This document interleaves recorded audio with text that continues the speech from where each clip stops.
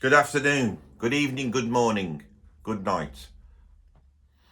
This is going to be a Philosophy Sunday video, but I don't think there's going to be that much philosophy in it, if I'm really honest. I think it's going to be more ranting. Because this video is going to be called... Oh, I forgot what it's going to be called now. It's a stupid title and it's long. This video is going to be called Modern Music is Shite, but there's something we can do about it! Exclamation mark. Yes! It's one of those from the boomers. The boomers have all pricked up their ears. Andy just said that modern music's shite. It bloody is. It's all crap. Modern music's all crap. It's rubbish. It's not that I've got old and things have moved on and all the values of I have changed. It's not that the modern music's got a different set of values and qualities that I don't recognise because I'm old and it actually is speaking to a younger person. It's not that, even though that's happened all the way through history, and when new music's come in, the old have always not liked it, and the new, it's because it's for the new and it moves on and culture moves forward. And I know that's always been the case all the way through, and I can remember when I was listening to Pink Floyd and my parents thought it was terrible, and I was just a druggie because I was listening to Pink Floyd, and it was a load of drony nonsense because they were sitting there listening to their Mario Lanza albums and Frank Sinatra albums, and I thought it was absolutely a load of rubbish. But now I've got older, I've actually grown to appreciate those and can see the value in it.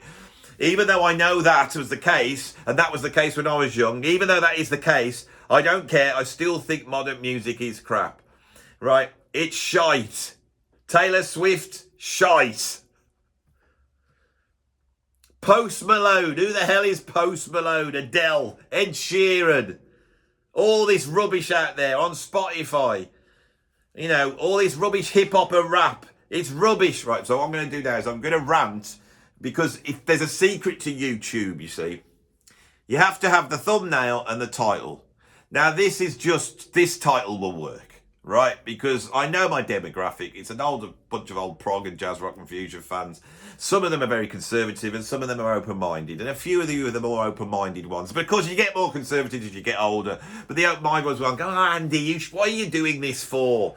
You know, and he's probably going to get all right-wing and political in a minute, and I won't like it. I like it when he gives me information about progressive rock and jazz rock fusion. I wish he would stick to that and not try and do all this silliness, because I don't like it, because I'm a very progressive person and I don't like to hear this type of thing. He should stay on the straight and narrow and not keep veering off with his stupid right-wing talking points, right? And he rants. Right, so but I know most of you aren't like that. Most of you go, get on with it, Andy. I'm ready for the rant. I'm ready for the rant. When are you going to start ranting? You've said modern music's shite now. Let's go into it. Right, so let's give you what you want. Because on a YouTube video, I'll tell you the secret of YouTube. I wasn't doing that anyway. Then I went off on a tangent, didn't I? You're going to try and keep me on subject. Come on. Andy, get back on subject. So, where are we? How YouTube works, right? This is what I've learnt 3 years doing YouTube. Good thumbnail with big writing. Big writing, stick something under there that's going to catch people's attention, right? Normally on the YouTube, that would be a semi-naked woman would do that, you know. Why I cannot go to the beach? Question mark. Why can't I go to the beach and then some girl, I don't know why she don't want, why did she, I won't go down this, forget that, move away from that. But my demographic's not like that. Mine's a load of old people, right? So if you had me as a middle-aged man, now I don't think I look that old, you know, I've gone grey, but I'm 56, I think I'm looking quite good, and I don't like keep having to put myself in this identity category of old. I rebel against it. I won't have it, but I have to keep doing it. But say, you could have me as representing an old. I don't even like saying that. You could have me representing the old. Let's just go with it, Andy. Look at you. You're 56 and you got a YouTube which talks about progressive rock. And you sat in front of a bunch of vinyl albums. You're old. Right, so, where am I? Get on with this one. Come on, let's get going. So, this is how YouTube works. Oh, I bloody forgot what I was doing now. Oh, you're drawing them out, aren't you? And this is not what you should do on a YouTube video. I'm trying to explain what you do on a YouTube, and I was trying to do it whilst explaining it, so my video had that other subtext of having that vaguely Brechterian alienation effect going on, which I like to have, the artsy-fartsy part of my videos, to those in the know, because Andy's doing precisely what he's saying he's going to do. That's quite clever, that is. It's like he's breaking out the fourth wall. Of course, all these generically are me breaking out the fourth wall. Why am I talking about the mechanics of YouTube for? Because that's what you said you were going to do, because you wanted to explain how YouTube works. Well, do it then, Andy. Okay, then, this is how YouTube works. You have your thumbnail. You have the old bloke that is me. He's pulling a face like this. And then you have a picture of Taylor Swift, who's an attractive lady. And so you get the double thing of the older people going, look at this old man, he doesn't like Taylor Swift. But Taylor Swift is young and quite fit, really. And it's drawn my eye. What is they saying? And then you have in big white letters, preferably going off at an angle, right? Because it looks like someone's shouting it in a ranty way. Big white letters with black round them. And it goes, and my thumbnail is going to have to be this now. Modern music is shite. Bloody hell, that bloke's right. But I don't want to watch that. I know that. But we could do something about it. What can we do? Oh, I want to know, what can I do something about it? Because I'm old and I thought I was pretty useless at doing anything culturally. I thought I was just on a scrap heap, and all I was Andy and listening to him rant. That's all I'd got in the corner. We all know he's ranting. Mainstream media don't know he's doing that. They're just on going on a great Kendrick Lamar. Even he says he's Kendrick Lamar's good. Even Andy says it every now and then, trying to be cool down with the kids.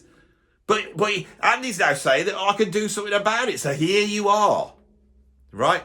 So the first bit is you've got to have the rants. So I'm about to do the rants, okay? So you're ready, right? Now, this is a skill I have, which is why I'm a YouTuber, is that I can rant. I ain't got a clue what I'm about to say, but I'm about to launch into the rant.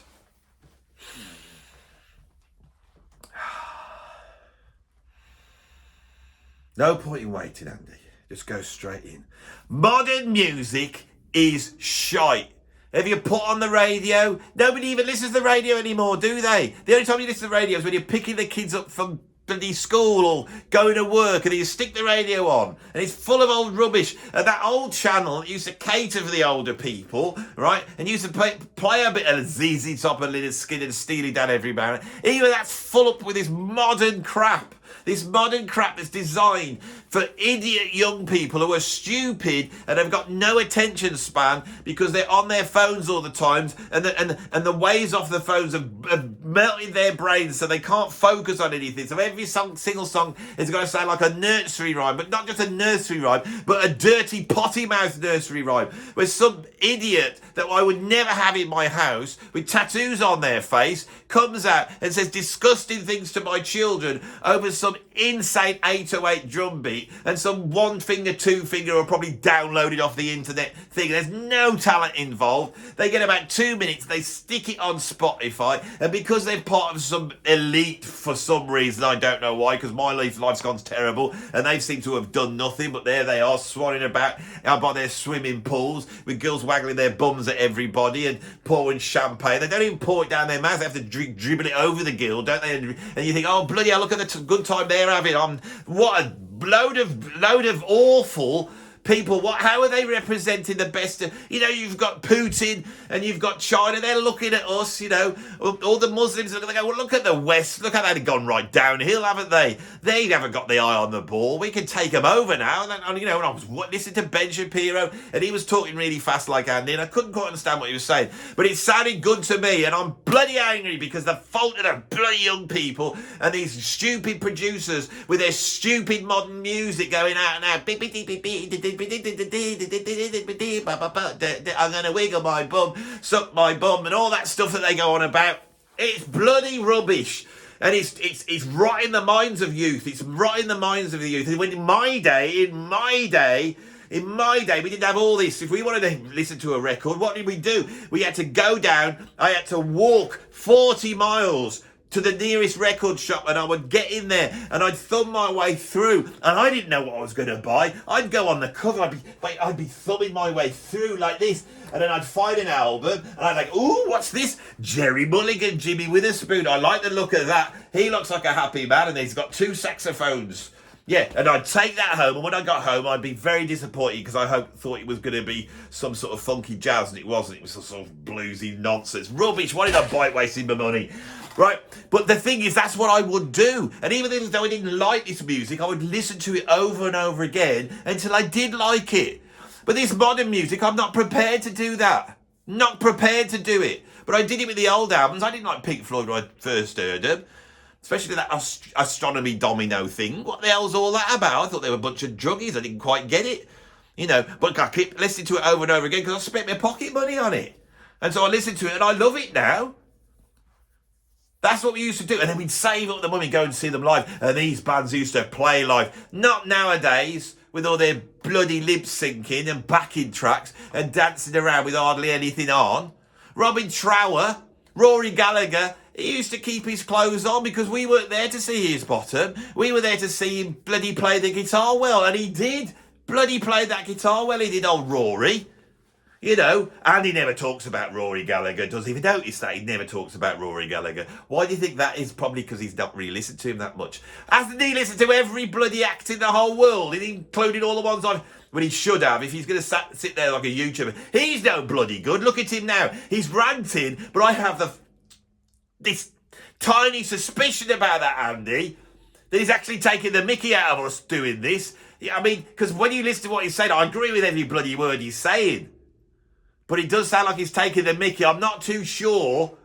He's English, isn't he? And I'm American. Even though I'm speaking in an English accent, I'm American. And I don't quite get his sense of humour. It's a bit weird, isn't it? He's got a dog smoking the pipe in the background. What's that about? Does that relate to this? He's as bad as everybody else. The world makes no sense. It used to make sense when we had good old alcoholic drug addicts on stage playing the guitar, not showing their bottom, really playing.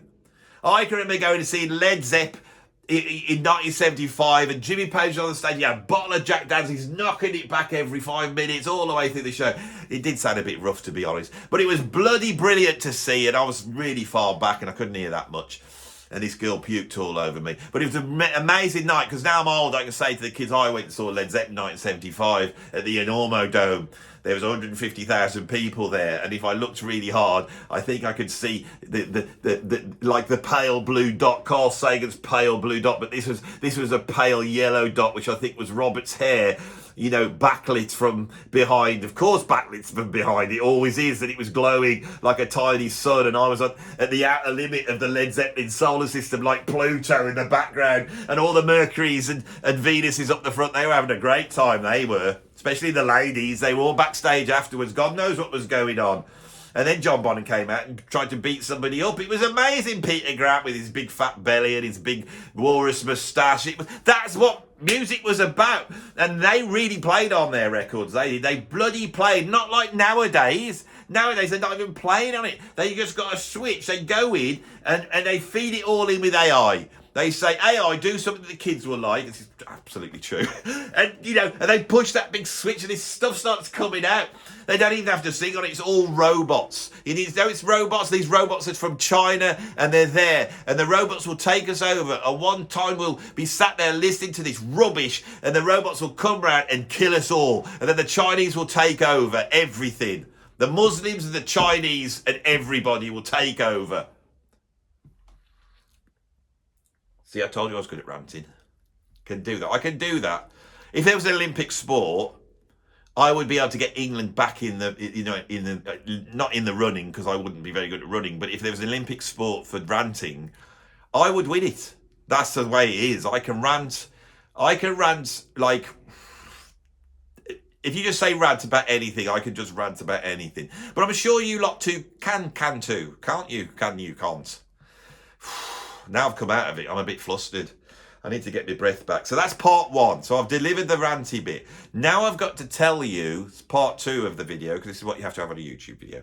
Part two, you now go on to this second thing, which is the thing. He lured me in with a question. I've had the thing I wanted, and now he's going to tell me what we can do about it. And to do that, I have to get a bit serious.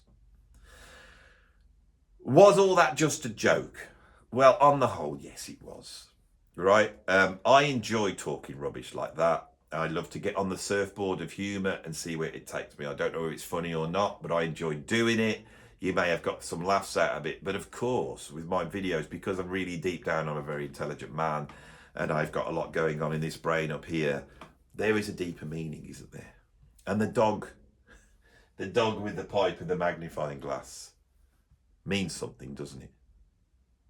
You know, dog rhymes with prog. Does the dog represent prog? But the dog's white. So is there a purity in the prog? But he's dressed like Sherlock Holmes, so he's searching for something, isn't it? Us prog fans are always searching for something. And when we find it, we can sup on the pipe of knowledge, like a hobbit, right? We are like prog dog investigative hobbits. And what are we looking for? We're looking for truth, the magnifying glass of truth.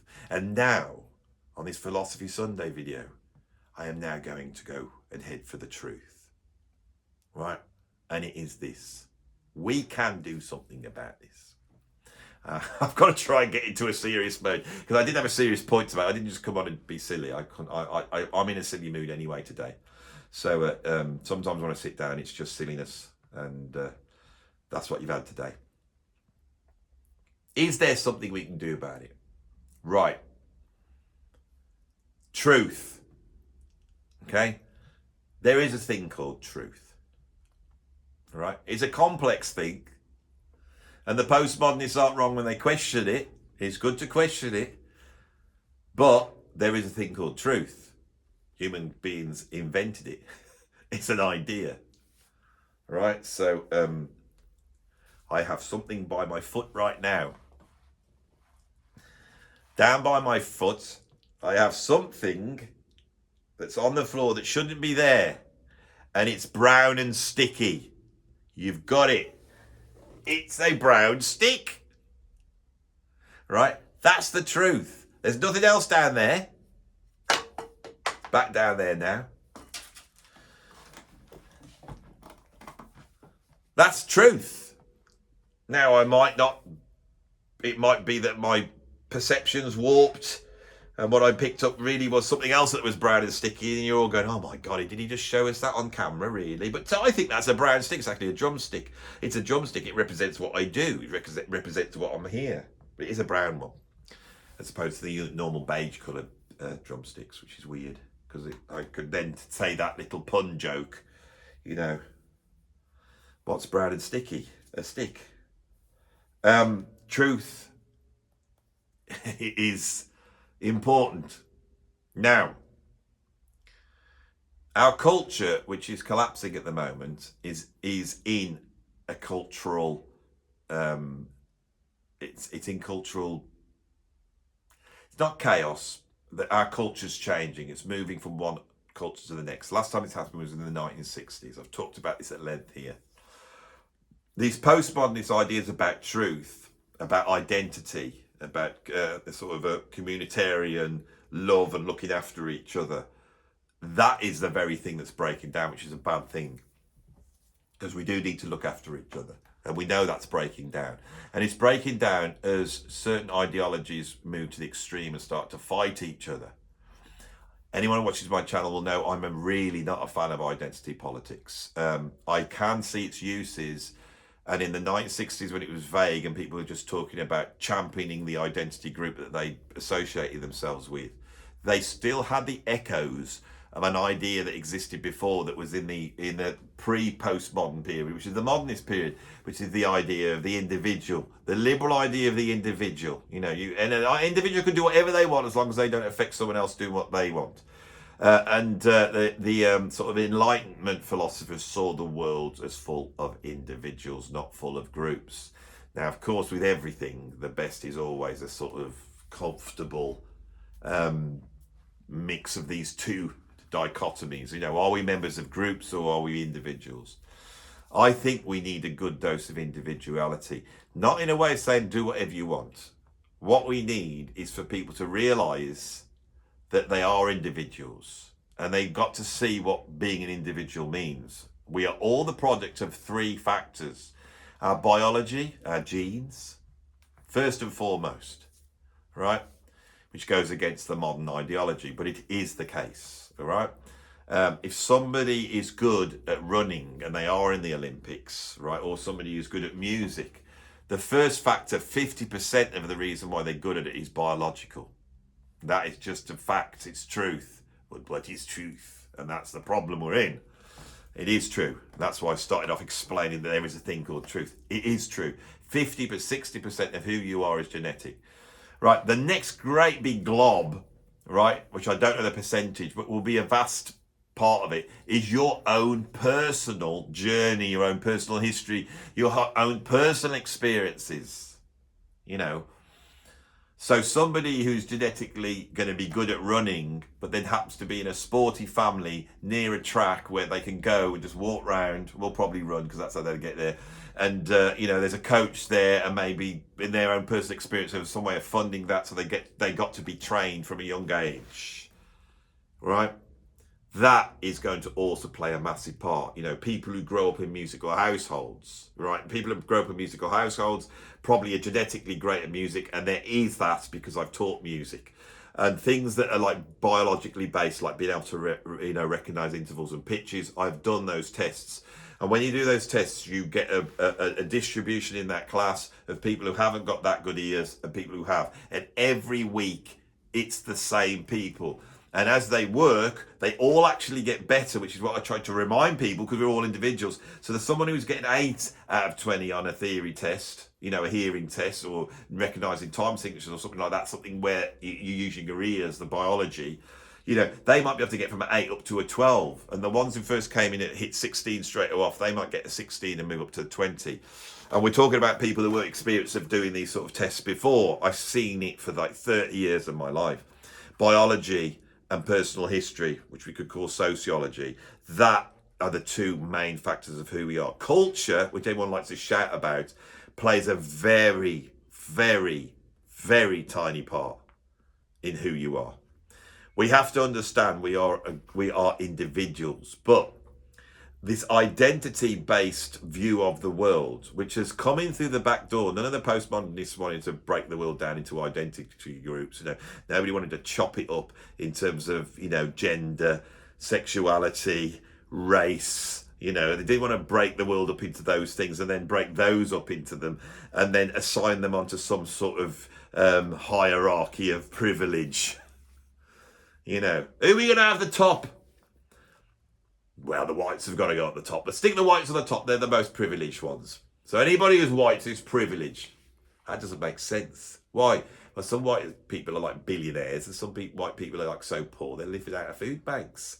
And yeah, but they are. But you don't understand. Even though they're living out of food banks, they're still a little bit more privileged than the black people that are right down the bottom who are living out of food banks. But why are the black people at the bottom? Because there's a thing called systemic racism.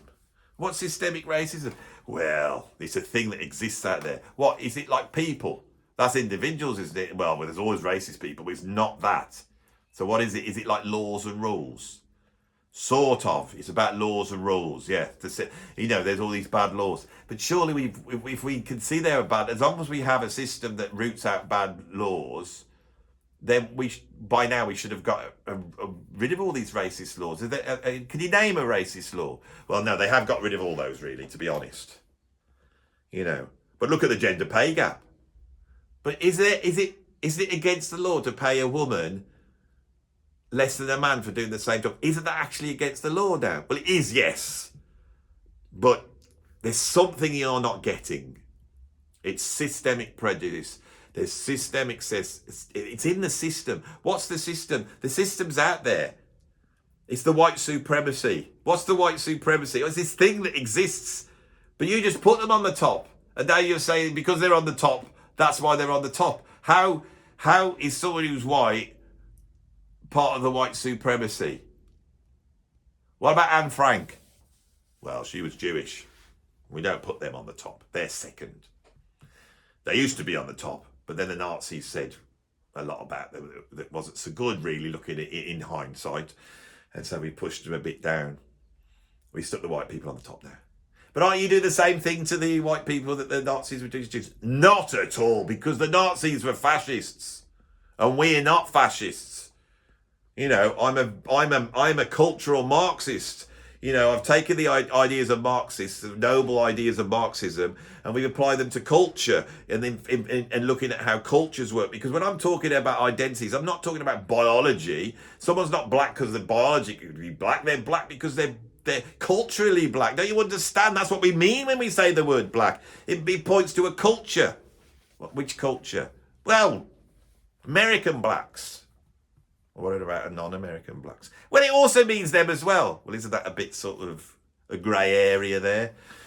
No, because, you know, we're American and we sort of say the way the world should work. Isn't that a bit colonial? I don't like colonialism.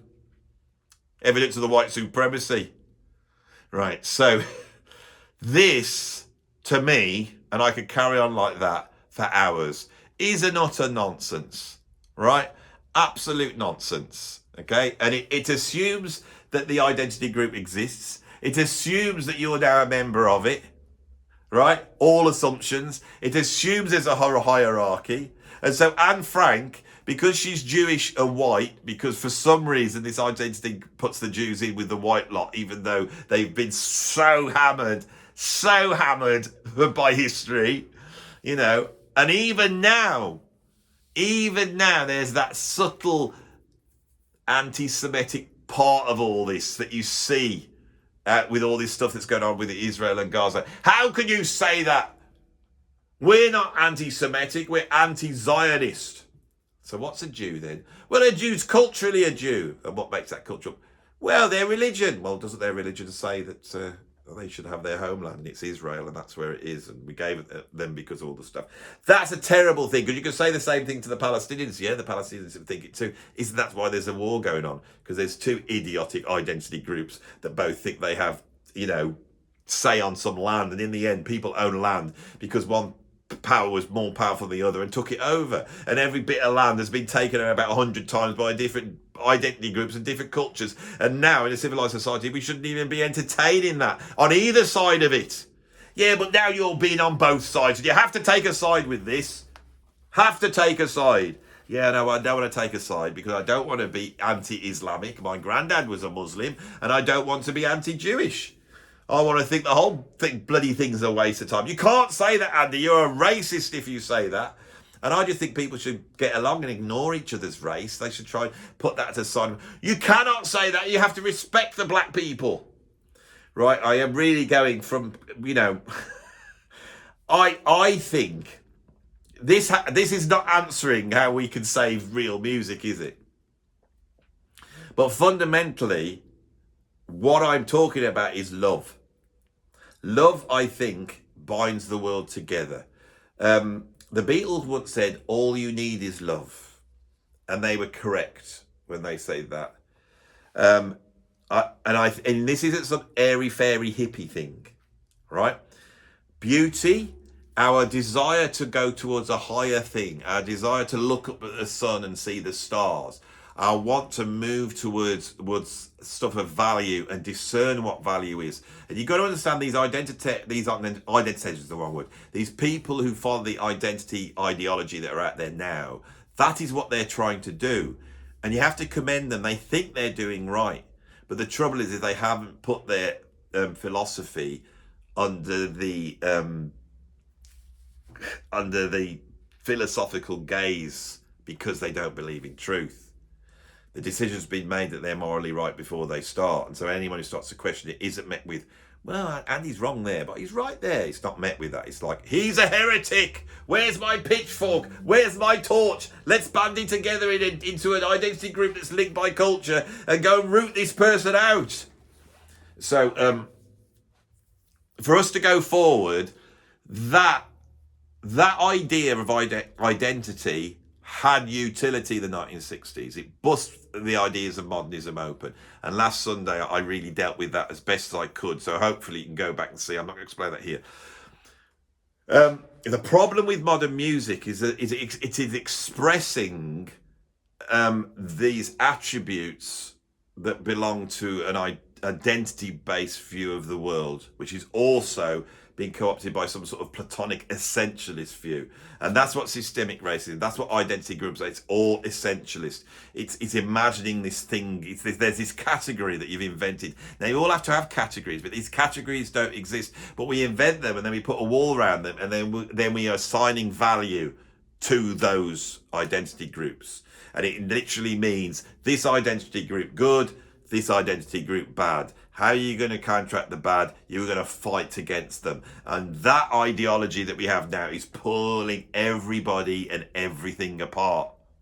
Right? The values that we should be having, if we want to know from a utilitarian point of view that they are working, they should be bringing us together.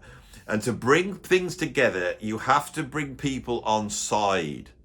Right? So if you want all the world to hold hands and be at one, the only way you could do that is by the mechanism that we all know is the mechanism that will persuade a racist to not be a racist.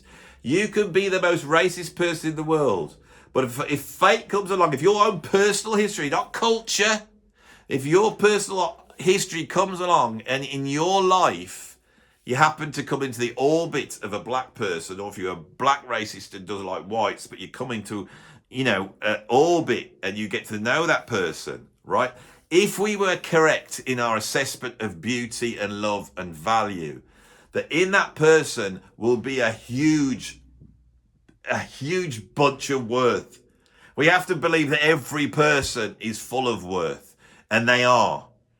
And so the racist comes across a different race, but then they see the worth. They become friends. And friendship is love. Seeing the worth in somebody else is love. It's that thing when you hold the baby in your arms and you look in that little face, and you look into it and you see that that's a person and you value it. And you value it without any sort of means to an end, right? You just value it. That is beauty. I said this on the video last week. And so for us to get along, if you think about it, we have to see each other as individuals and not members of a group. Now, if you see everybody as members of a group, I'm afraid with music, that falls into the category of genre, and genre starts to become very, very important. And you get to a point where the genre is just about poking buttons. And if you link genre to identity, that is what you see with modern popular music, right? And so it's quite interesting that if you have hip-hop, now hip-hop, rap, unlike many of the people watching the channel, I'm a huge fan of rap. I worked with rappers when I was coming up. I was really involved with it. I Public Enemy, Tribe Called Quest, NWA. There's a whole bunch of stuff which is as great to me as any music. And when I got involved in the UK hip-hop scene in the late 90s, I became very aware that there was 4 strands of that scene. You had rapping, freestyle rapping, you had turntable skills, you had graffiti art, and you had breakdancing. And those 4 pillars of hip-hop were all skill-based. And people would come together, as Afrika Bambaataa did, and now we can't talk about it because of all the horrible stuff he's done, but Afrika Bambaataa stopped the war between these identity groups by bringing them together and getting them to battle on something where they could express their individuality. And in expressing their individuality, whether it was the tag, which is about individuality, or the way you danced, or the way you rapped, or the way you took people's records like this and transformed them to your own music without the need for a guitar or keyboard. All this is incredible stuff. It took on from jazz what jazz had done, in New Orleans, what happened there, and it channeled that through. It was an incredibly noble art form.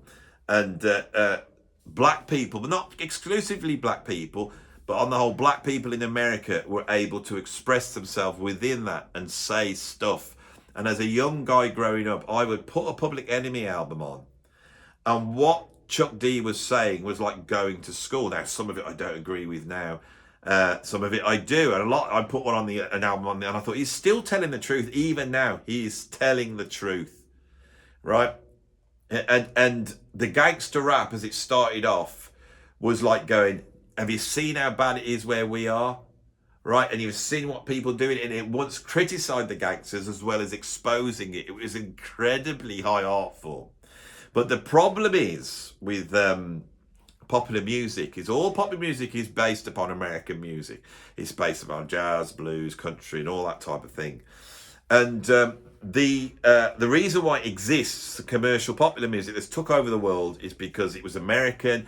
American became a real world power. It went out into wars, and so it took its popular music with them all around the world. And that popular music was created by white record companies. And what they did is they took them a while, but once they saw the commercial potential of what was coming out of America, they branded it black music. And I've read in the 1920s where, you know, the companies are saying, try and find some black singers that sing in this black style because everybody loves it. We didn't think they would, but they do. So go and find it. But the trouble is that this music has its feet in the minstrel show. And so the powers that be have always tried to push it back into the minstrel show.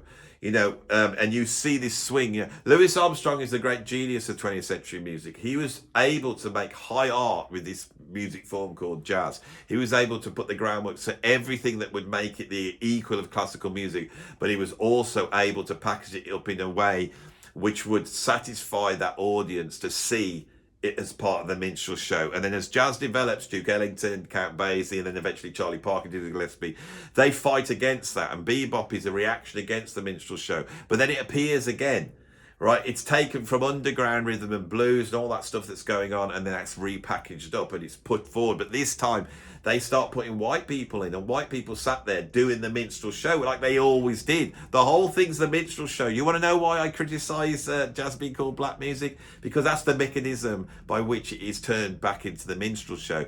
And modern popular music in America, if you look at it, is just dripping with the minstrel show, right? All of it has, but it goes up and down, right? How do you get past that? It was exactly the same way as like the racist gets out, you know, becomes a non-racist. Have you ever seen that video of the black guy, and he's really interested in the Ku Klux Klan, and he goes out to meet one of the Ku Klux Klan leaders, and of course this Ku Klux Klan, you know, because he's black, hates his guts, but they agree to meet in a hotel, and they come down, they sit down opposite each other, and the Ku Klux Klan's got their guys, and they're really tense. They don't know whether this black guy's, you know, drawn him down to his hotel to try and kill him. And he says, do you want a cup of coffee? And they put the coffee pot on, and as it's boiling, the coffee pot explodes, and both of them think that the other one's let out a gunshot, and they dive down, and then when they realise it's the coffee pot, they come and they look at each other and they start laughing. And then in that, the Ku Klux Klan, you're not so bad for a black guy, why don't you come to some of our meetings? And when you watch the talk, which is on the TED Talk, I'm sure you've all seen it, but for those of you who haven't, I will now spoil it for you. At the end of it, he opens this briefcase and he pulls out the robes.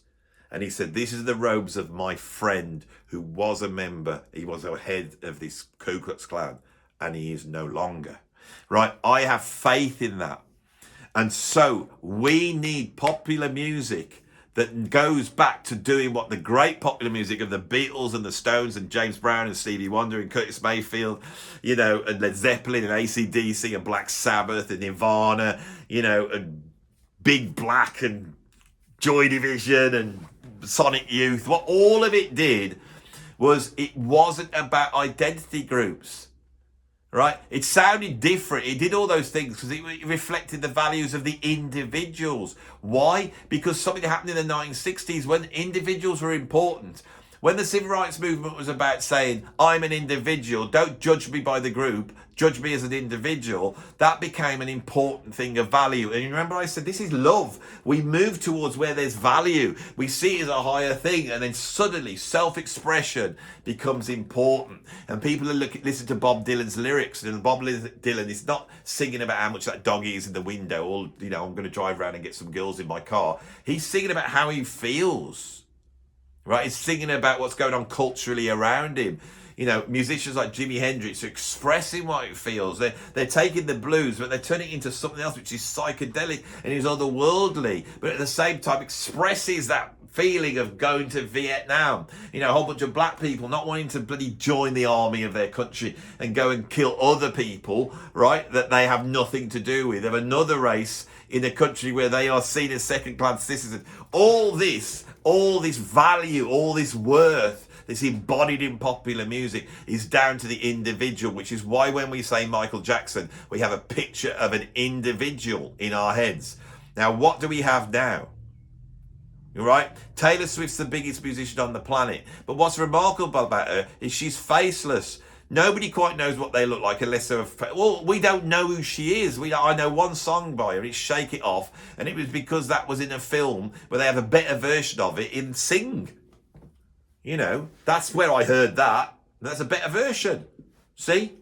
Got a little jab in there, Taylor. Taylor's great. I've listened to some of her stuff, you know, some of this, you know, now she's got past the teeny bop stage and now she's got that power. She could hire good producers and some of the stuff's very sophisticated songwriting, but it's all computer derived. Her vocals are shot through everything possible. It never strays out of the genre. It never takes a risk. That is what it is. But her individuality, Taylor Swift is not an individual in the same way as James Brown or Robert Plant or David Bowie, you know, was an individual. It's nowhere near. We need to see people as individuals. Now,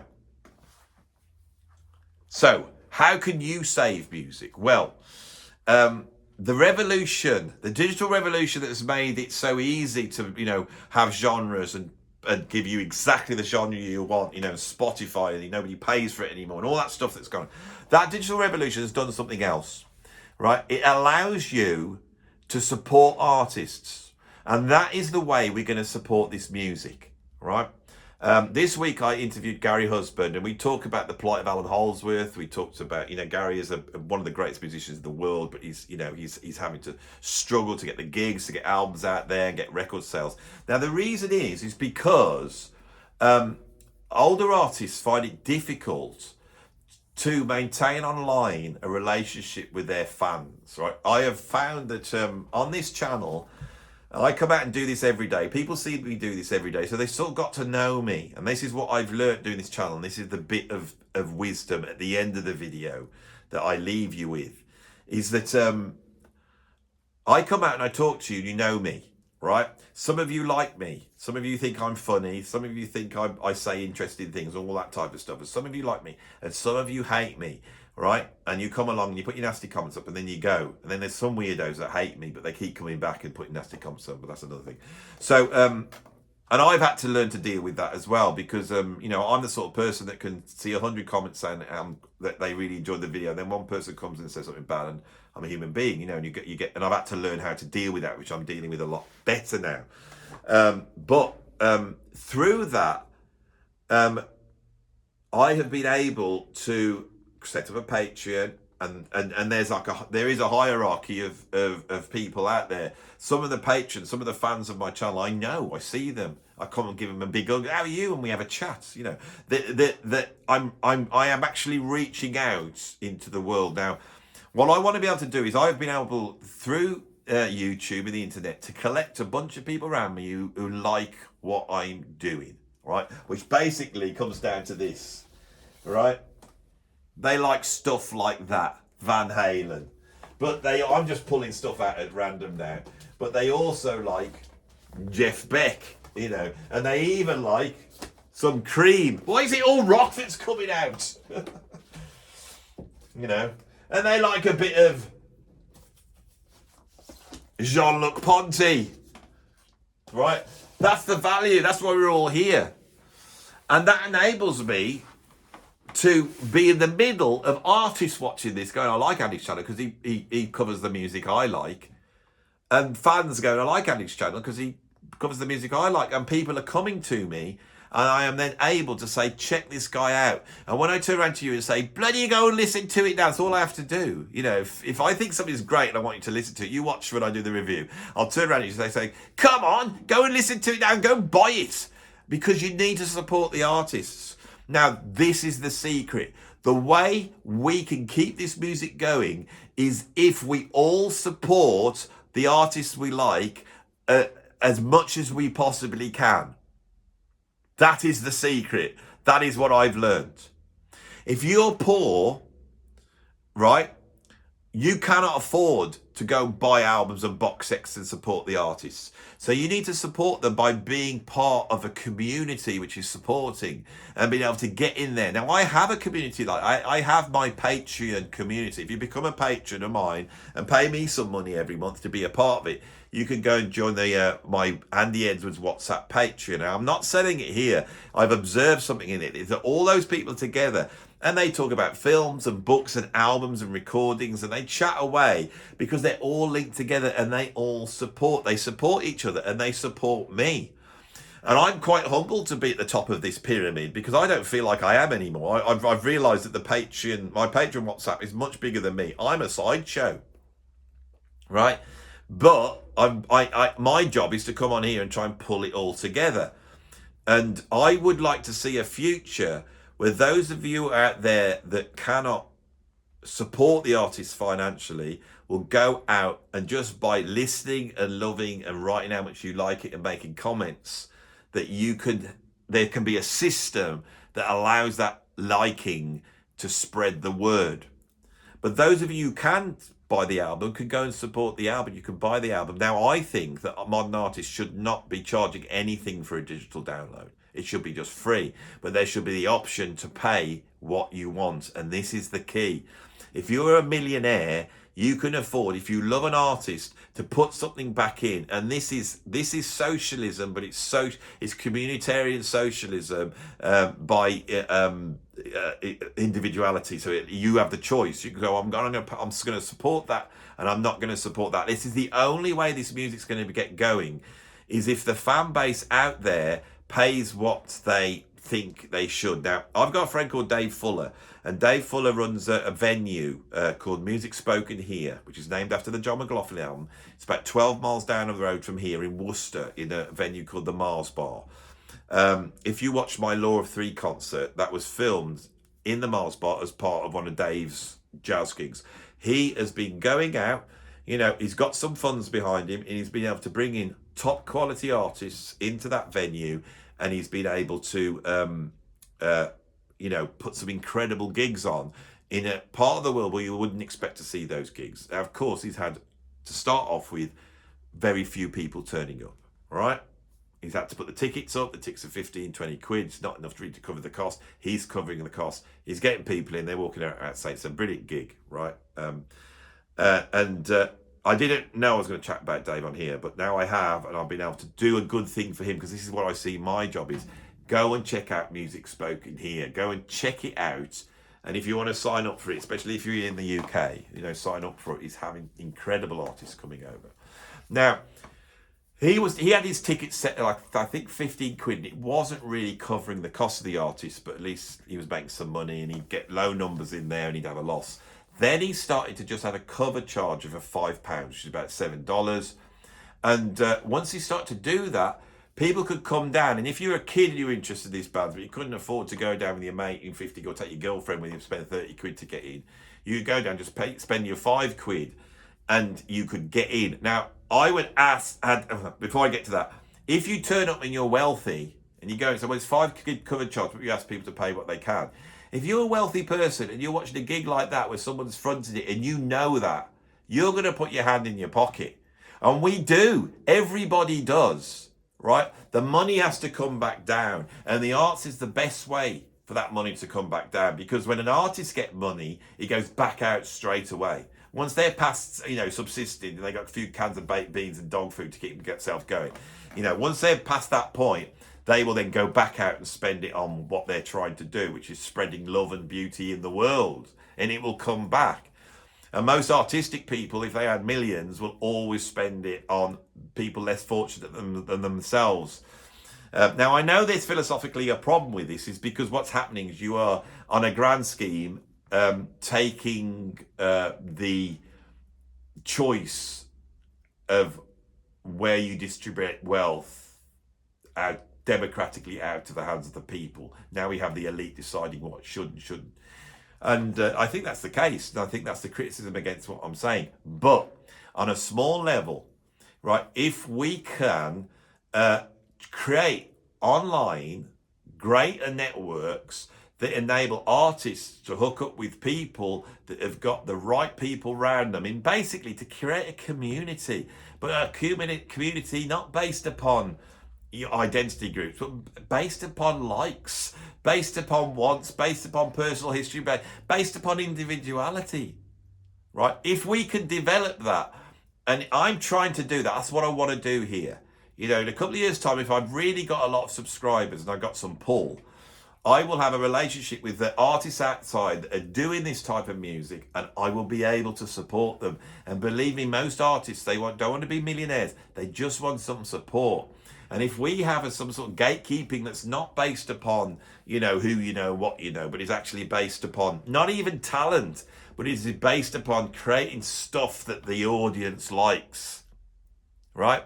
If we can do that, find the artists that are doing stuff that you lot like, and then you will fulfill the deal by supporting them and supporting them how you can. And if you had, like in your life, say 10 artists that you supported, and I imagine a lot of you are like this anyway, this is the way it works, but I'm trying to explain it for people who don't know how this works. If you've got about 10 artists that you support, then you have a dialogue with those 10 artists. You have this small community, you have a relationship with them, and that makes the experience so much more fulfilling, because in the same way as you could change the races by making friends, music is about that mutual relationship with the listener. That is what happened in the 60s and 70s when hi-fis came out and people would be getting their records and opening it up. They had a relationship with those artists, but it was through this wall of the record company and the vinyl record. And that's what we feel is missing now, because that's no longer there. There's no relationship. There's just Spotify playlists. Music all sounds the same, because that is just the commodity as background for people to live their life, you know, to do their TikTok and do their own stuff, right? Now that's fine. Music's always been like that, but there's an esoteric heart. People aren't going to stop liking music, because bizarrely music, if you're into it and you understand it, the emotional hit it gives you is way more than anything else. Way more than anything else. The most extreme feelings I've ever had as a person has been listening to music. Not anything else, not sex, not roller coaster rides, not even having kids born and all that. I'm afraid to say it. It's been Alan Holdsworth. Alan Holdsworth, when I started hallucinating. So deep in the music I was. Bitches Brew, A Love Supreme, the Mahavishnu Orchestra, showing me how I felt when I was 15 years old and I was on the brink of a nervous breakdown. That's what music does. That's not going to go away. That's not, you know, computer games aren't going to do that. TikTok videos aren't going to do that. And 2-minute pop songs where people sing about bottoms whilst showing their bottom is not going to do it. Now, there's a place for that. Of course there is. And they all do it. Look at this. I'm going to leave you with this. All these progressive rock bands, you think it's not about bottoms? Then what's that? You know, what's that? Scotch mist pie apple chunks or whatever they say. What is that? They all up to it. That's the trouble with artists. Give it enough rope and you end up seeing bottoms. And I've returned to being silly again, which means my video's over. The arc of silliness to seriousness and back to silliness. And I don't feel I've got this point out because I spent too much time doing the funny stuff. That's what this video is, so I will return to this. And I might do something that's a little bit more organised. I'm just in a funny mood today. If you like this video, I've just explained all this to you. If you're poor and you can't afford to support me financially, the one thing, maybe you don't even like what I do, but maybe you just like it a little bit, because it's all about this hierarchy of hierarchy of value. You know, you don't love me, but you like me a little bit. Then put a bloody like on it. There's a thumb up there. Press it. That will help me. It will help me. If everybody that watched this video just put likes on it. When I do a video and it does 25,000 views, I don't all do that, but if I had 25,000 likes, YouTube would go, what the hell's this? It's the new Rick Beato. Send them all that way and I'd be sorted. It doesn't cost you a thing. Right? But if you want to really support me, you can click subscribe. Now, subscribe's not about you knowing that I'm going to have my next video out. That's the notification bell. Subscribe is just the thing that we measure YouTube by. Right? If you got a YouTube, yeah. How many subscribers you got? Well, I've got 30,000 subscribers. How many have you got? I got 850,000. Bloody hell, you got 850,000 subscribers? Yeah. Wow, you're way better than me. That is the way it works. Right? That's the measure by which the subscriber numbers is the measure by which we measure a YouTube. Now, it doesn't matter. You could have subscribed to 5,000 things, but people never do. They never do. Now, I'm actually sitting at the moment on around about 29,500. So another 500 subscribers and I will hit the 30,000 mark. And because I'm a progressive rock fan, I do have anal retentive tendencies. And the thing I hate about YouTube is I bloody open up YouTube Studio and I look and I still haven't made 30,000. And I keep waiting and waiting. And when I hit 30,000, I'll go, yeah, I made 30,000. And then you have to trudge up to 40,000. Yeah, and I'm going to get there. And at some point, I'm going to get to 100,000. I tell you, I might be 80 years old. At some point in the future, when we're all dead or half dead, I'm going to come on here and I have 20,000 videos on there. I'll have explored everything you possibly can with this genre. No one will know. I won't even remember what I did, all those years ago. But behind me, instead of a dog smoking a pipe, you will see the shiny square of the YouTube square of silver wonder, which evidences hitting 100,000. Now I've got a ex-student called Ben, and he used to come in and have jazz guitar lessons, and he's set up a YouTube and it's done really, really well. And he hit 100,000 like this. And he's younger than me, and I used to teach him, and now he's going around talking about YouTube. And I thought, shall I go and see Ben? Because I'm sure he's got something to say about YouTube, because he's way more successful than me. And I thought, no way. Then, because the teacher then becomes the student. I'm not having that at my age. Right? So I've gone off in a huff. You hold the keys. You don't have to press subscribe now. Just forget about it. It's one extra subscription. Right, just go through some of the ones you've got. If you're so anal retentive, you can only have 20 subscriptions or whatever. It makes no difference to you. I look at stuff I'm subscribed to. I never see any videos by it because the algorithm doesn't work like that. It works on what you're looking at and what you've looked at recently and searches and stuff like that. Subscription doesn't matter. It's just like going, I'm part of that gang, So come on, they need 50,000 people watching this every month, and there's only 30,000 subscribers. Come on. I'm begging you. No other YouTuber would do this. Go on, just press subscribe when this video comes out. I've got a good title. I mean, this is a load of rubbish. I've just talked rubbish for probably about an hour. But the fact is, the title's good. I know it's going to draw them in. They'll all be there. All the old folks will be there, ready for me to rant about my... I could do that every week, and you'd be there every single time. But you've had some virtuoso moaning on here. Right, the likes of you, Rick Beato can't moan like me. Bloody hell. I mean, he might know more about harmony and theory and stuff like that. And he might have produced more records than I had and done a better career than me and all that sort of stuff. And he's a lovely man. But he can't moan like he's good. I mean, I picked up tips there. He's good. I don't think anybody on YouTube can moan as well as me. I think... that's where my real skill is. I'm quite good as I can play the drums, play a little bit guitar. I've done some teaching my time. But moaning, I can moan. Look at my face, it's a moany face. I can moan. You remember Blakey on the buses? I'm at that level. Half the world's going, no, Andy. If you want to, I'm just going to go through the other bits now. If you want to support me even more, you can become a patron, and then you become part of my gang. And there's hierarchies in that. I've got my favourites. You never know, you might be able to come up to the top. But I'm like Caligula. I'm like Stalin. Don't get too close, because like that, I might have to have you off the prog gulag. That's a joke, by the way. There's no such thing as prog gulag. But if you don't want to do that, you can support me by putting some money in the tip jar. So go on, get your wallet out. Give us some money. Give me some money. Give your favourite arts some money. And if you support me and I can get there, we're going to be able to support this music. We're going to be able to support this music. And one day, with the big guys who won't come on here at the moment, they're going to go, I've got a new album out. I'm going to have to go on Andy's channel. And then they'll message me and say, can I go on your channel? I say, well, yeah, but no, I got Sting on next week. Well, I was hoping I could get on. Well, you have to chat a bit to Sting, won't you? Because I've got him on next. So he won't want me to tend to sling his hook. And then Stevie Wonder's asking all the time, Andy, can I come on? And I'm going, no, Stevie, just wait. Wait, I've got Sting on. He goes, well, I know Sting. I've had chat to him. Yeah, I know, I don't care. Everybody form a queue.